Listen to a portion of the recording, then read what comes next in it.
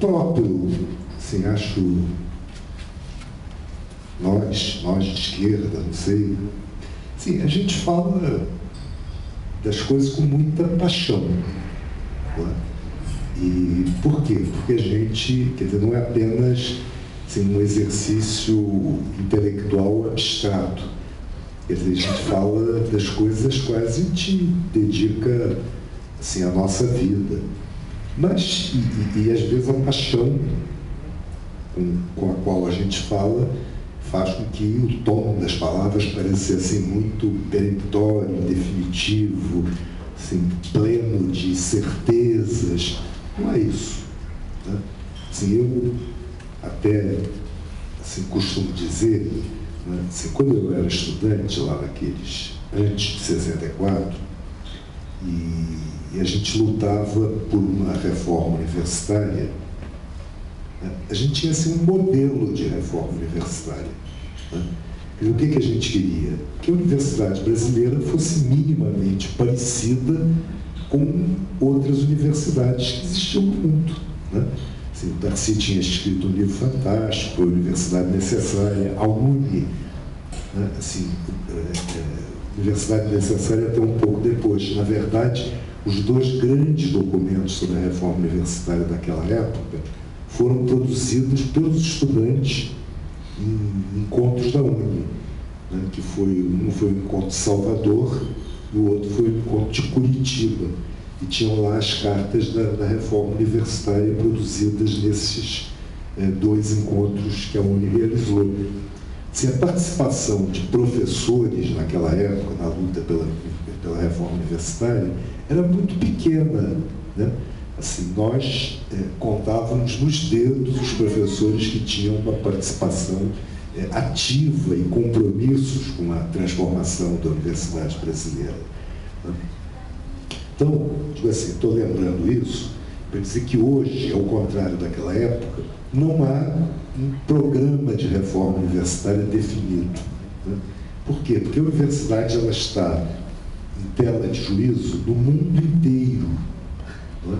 Assim, não há, assim, dizer, não, vamos adotar os modelos aqui, sei lá, Universidade A, Universidade B, Universidade C. Não tem isso, porque todas estão se rediscutindo sobre o impacto de grandes transformações, de assim, duas das quais foram essas que eu citei. Quer dizer, o conhecimento é cada vez mais transdisciplinar e a universidade está deixando de ser, né, está passando a ser um direito de cidadania. Não quero nem falar de internet, de rede, né, de formas múltiplas pelas quais as pessoas hoje têm acesso à informação, né, que mudam inteiramente. Né? Assim, tem uma coisa que é assim, que eu não mencionei, porque isso poderia nos levar assim, para uma outra direção, que é a seguinte, assim, a universidade moderna, né, que se forma lá pelo final do século XVIII, né, início do século XIX, quer dizer, a universidade da Revolução Industrial, das modernas sociedades capitalistas, né, ela desempenhava duas funções importantes. Quer dizer, uma é essa, ser uma espécie, fazer a seleção de quadros que iriam ocupar os postos dirigentes no Estado e no mundo dos negócios, né? E a outra era difundir, produzir, acumular conhecimentos, né? As duas funções estão em tela de juízo. Quer dizer, se a universidade se universaliza do ponto de vista do seu acesso, né, ela muda a sua função social.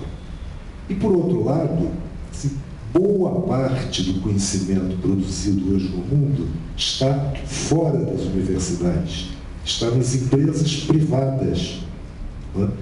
E isso é próprio de todo o ciclo de expansão desde a Segunda Guerra Mundial e mais intenso nesses últimos anos, né? Quer dizer, quanto mais a ciência se transforma em tecnologia e a tecnologia, né, é importante no mundo da produção, né? Quanto mais isso acontece, mais o conhecimento é um diferencial de competitividade, né?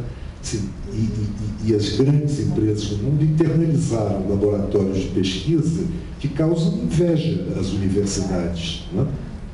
Eu digo assim, e tem uma diferença essencial. Né? Pelo menos teoricamente, o conhecimento produzido na universidade é público. E o conhecimento produzido numa empresa é não só privado, como secreto, porque ele é uma arma de competição. Né? Isso também coloca a universidade em tela de juízo. Né? Então, assim, não tem modelo. Tá? E eu estou lembrando, estou dizendo isso, e assim, o que eu estou fazendo aqui é debatendo, né? Submetendo as minhas ideias à crítica. E eu acho que isso é indispensável, né? Até para que a gente possa, nós da universidade, sairmos da Torre de Marfim, em que nos colocamos durante décadas, não é? E entender que é nessa interação que a gente pode encontrar alguma coisa. E também dizer com toda sinceridade que, assim, não há projeto nacional sem universidade. Não há universidade sem projeto nacional. Mas quem vai fazer o projeto nacional não é a universidade. A universidade participa criticamente, né, mas isso tem que ser ação de todo um povo em busca da sua afirmação.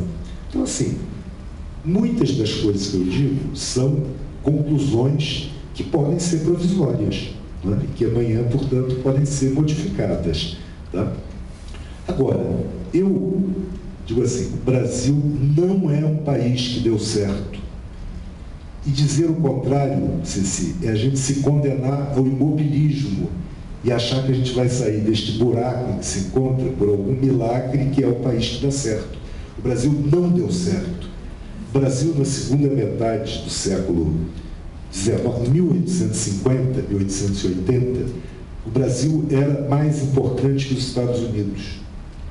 Muito mais importante que os Estados Unidos. Os Estados Unidos era uma porcaria, né? Uma herança de 13 colônias ali. Né?